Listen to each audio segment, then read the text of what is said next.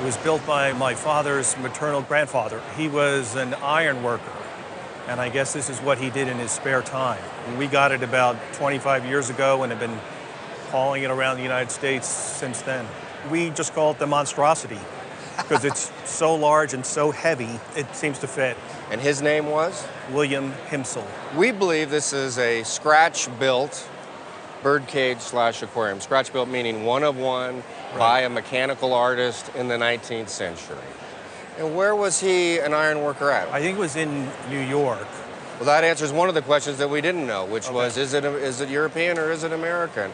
And that really takes us back into a time in America where we had much more focus on the mechanical arts. And there were more people that could do these complex projects. Yeah.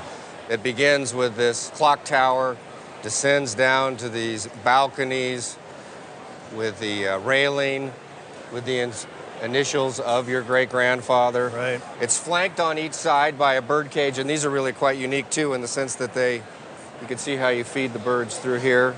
Underneath it then is an aquarium that's completely water sealed, and to our left, and we can see this is interesting, that this is canted where this side is flat, and that's to house the steam engine. And this was, our thought is to power the aquarium, to aerate the aquarium.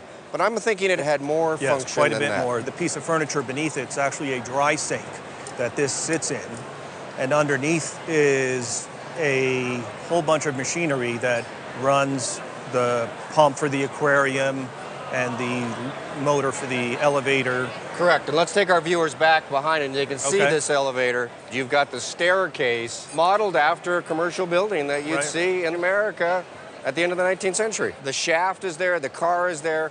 My thought is that this was built in 1886 and then remodeled at some time or renovated at some time. There was electricity added at a later date. And the coating on the deck of the cabinet, I think, appears later.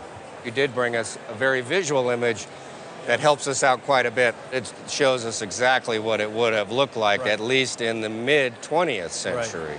Another thing that we didn't show our viewers on the inside of this, because it's difficult to get to, this is a gasolier. Oh, okay, I didn't know that. That is lighting the cage and is also providing light to the aquarium as well. So the small pieces coming up out of the chandelier, that's to emit gas that you would light? Wow. I didn't know that. As one appraiser said, it's really a torture chamber for birds. They're equally confused about what it was as we were about price. We didn't necessarily agree on it. I think the consensus is that we feel safe with an auction estimate of $3,000 to $5,000. And I think one of the reasons we're keeping it down a little bit is simply because it would take a lot to get this functioning again and showing the way it was intended. We're actually interested in doing that. We're determined to keep it in the family and keep it up as well as we can.